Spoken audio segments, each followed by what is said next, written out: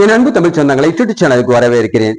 2026 தேர்தல் திமுகவுடைய வெற்றி எப்படி இருக்கும் சொல்லிட்டு எல்லாருக்கும் ஒரு நம்பிக்கை வந்துருச்சு. அதே சமயத்துல பயிர்க்கடன் தள்ளுபடி கிடைக்குமா, நகைக்கடன் தள்ளுபடி கிடைக்குமா, கல்வி கடன் தள்ளுபடி கிடைக்குமா, சுய உதவி குழு கடன் தள்ளுபடி கிடைக்குமா, என்ன கடன் எல்லாம் தள்ளுபடி கிடைக்கும், நம்ம ஓட்டு மாத்தி போட்டுட்டோம்னா இந்த தள்ளுபடி எல்லாம் நமக்கு கிடைக்காம போயிடுமா அப்படின்னு சொல்லிட்டு நினைக்கக்கூடிய மக்களுக்கு யாருக்கெல்லாம் இந்த 3 சவரன் நகைக்கடன் தள்ளுபடி கிடைக்கக்கூடிய ஒரு அற்புதமான வீடியோவை தான் இந்த வீடியோ நான் பதிவு பண்ணியிருக்கேன். இந்த வீடியோ ஃபுல்லாவே நீங்க பார்த்து நண்பர்களுக்கு எல்லாருக்கும் ஷேர் பண்ண, புதிய நண்பர்கள் யாரும் வந்தாலும் சரி யூடியூப் சேனல் சப்ஸ்கிரைபர் பண்ணி யூடியூப் சேனலுடைய நெருங்கிய சொந்தங்களை எடுங்க, பக்கத்துல இருக்க பெல் பட்டனை கிளிக் பண்ணிக்கோங்க.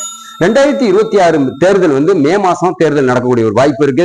ஏன்னு கேட்டீங்கன்னா பள்ளி கல்லூரிகளுக்கு விடுமுறை கிடைக்கக்கூடிய ஒரு சூழ்நிலையில மிகப்பெரிய ஒரு வெற்றி வாய்ப்பாக இந்த ஒரு ஆச்சரியம் ஊட்டக்கூடிய ஒரு தேர்தலாக தான் நம்ம பார்க்க முடியும். ஏன்னா டாக்டர் கலைஞர் ஆட்சியில் இருக்கும்போது 10 சவரன் நகை கடனால தள்ளுபடி பண்ணாரு, அனைத்து வங்கிகளுக்குமே தள்ளுபடி பண்ணாரு. இப்ப திமுக தலைவர் ஆட்சிக்கு வந்ததுக்கு அப்புறம் கூட்டணி கட்சிக்குள்ள நிறைய பிரச்சனைகள் இருந்தாலும் இன்னும் சொல்ல போனா விட்டுட்டு போன அதிமுக ஆட்சியில மிகப்பெரிய ஒரு துண்டு, அதாவது பட்ஜெட்ல பல ஆயிரம் கோடி, 3 லட்சம் கோடின்னு சொல்றாங்க. 3 லட்சம் கோடி கடன் இருக்கிறதுனால இப்ப 6 லட்சம் கோடி இருக்கு, அது வேற விஷயம். சோ அந்த கடன் இருக்கிறதுனால கொஞ்சம் தள்ளுபடியை கொஞ்சம் நெருக்கி கொண்டு வந்தாரு, சில கட்டுப்பாடுகள் கொண்டு வந்தார், தகுதி உள்ளவங்க தகுதி இல்லாதவங்க கொண்டு வந்தாரு.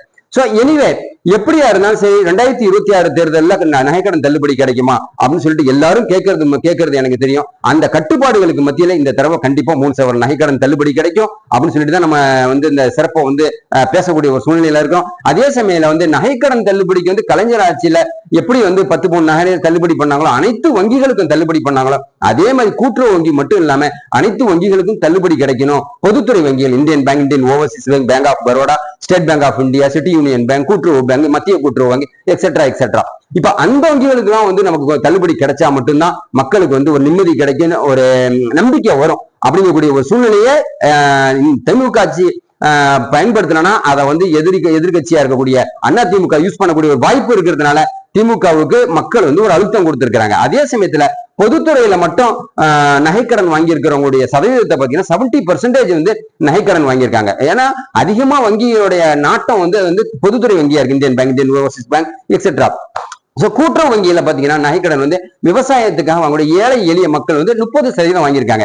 70% 30% அப்படின்னு பார்த்தா 70 பிளஸ் 30 100% தள்ளுபடி செய்யணும்னு சொல்லிட்டு தமிழ்நாடு மக்கள் சொல்றதுனால 3 சவரனா இல்ல 5 சவரனா இல்ல 10 சவரனா அப்படிங்கக்கூடிய விஷயத்த மக்கள் யோசிக்க ஆரம்பிச்சுட்டாங்க. அதனால நிறைய கேள்வி கேட்டுக்கிட்டு இருக்கிற அடிப்படையில திமுக ஆட்சிக்கு வந்தாவே நமக்கு நகைக்கடன் தள்ளுபடி கிடைக்கும், திமுக ஆட்சிக்கு வந்தாவே பயிர்க்கடன் தள்ளுபடி கிடைக்கும்.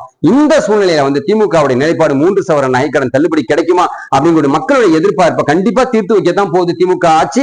அதே சமயத்தில் முதலமைச்சர் மு.க. ஸ்டாலின் அடுத்த 2026லயும் 2வது முறையா முதலமைச்சர் ஆகும்னு சொல்லிட்டு நிறைய பேர் எதிர்பார்க்கிறாங்க.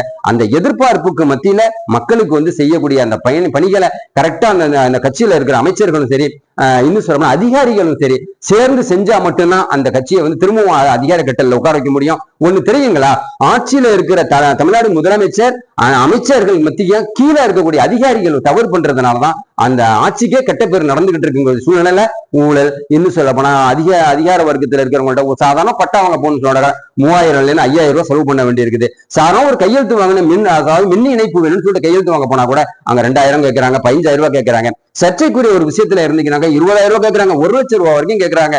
அப்படிங்கிற ஒரு கெட்ட பேரு அதிகாரிகள் வாங்கிட்டு போறாங்க. அந்த கெட்ட பேர் யாருன்னா ஆட்சியில இருக்கக்கூடிய திமுக அரசை குறை சொல்ற மாதிரி வருதுனால முதலமைச்சர் இதெல்லாம் நடவடிக்கை எடுக்கணும், அந்த புல்லுருவிகளை களை எடுக்கணும் அப்படின்னு சொல்லிட்டு ஊழலற்ற தமிழ்நாடை உருவாக்கணும். அதே சமயத்தில் மக்களுக்கான நலத்திட்டங்களை உருவாக்கணும். குறிப்பா நகைக்கடன் தள்ளுபடியில முன்னுரிமை கொடுத்து பாகுபாடு இல்லாம வாகனம் வச்சிருக்காங்களா அவங்களுக்கு கிடையாது, வீடு இருக்கா கிடையாது, இவங்க அதிக அரசு உத்தியோகத்துல இருக்காங்களா அவங்களுக்கு கிடையாது, பென்ஷன் வாங்குறாங்களா அவங்களுக்கு, அப்படிலாம் இல்லாம சகோதரத்துவத்தோட எல்லாருக்குமே தள்ளுபடி பண்ணணும்னு சொன்னாக்கா திமுக அரசு 2026ல கண்டிப்பா டிஎம்கே கவர்மெண்ட் அடுத்த 5 வருஷத்துக்கு அமையக்கூடிய ஒரு வாய்ப்பு இருக்குது அப்படின்னு சொல்லிட்டு தமிழக மக்கள் சொல்றத தமிழ்நாடு அரசுக்கு சொல்றான். தமிழ்நாடு அரசு என்ன சொல்ல போகுதுங்கிற செய்தியை கேட்டு தமிழ்நாடு மக்கள்கிட்ட உங்ககிட்ட நான் சொல்லலாம், வேற யார்ட்ட சொல்ல போன நண்பர்களே, கண்டிப்பா இந்த வீடியோ உங்களுக்கு நிச்சயமா உங்களுக்கு பிடிச்சிருந்துச்சுன்னா நண்பர்களுக்கு எல்லாருக்கும் ஷேர் பண்ணுங்க. புதிய நண்பர்கள் யாரும் சப்ஸ்கிரைப் பண்ணி யூடியூப் சேனலுடைய நெருங்கிய சொந்தங்களை அடங்க பக்கத்துல பெல் பட்டனை கிளிக் பண்ணிக்கோங்க. நான் போற நோட்டிபிகேஷன் உடனுக்குடன் கிடைக்கும் நண்பர்களே. புதிய சிந்தனை மீண்டும் உங்களை சந்திக்கிறேன். நன்றி.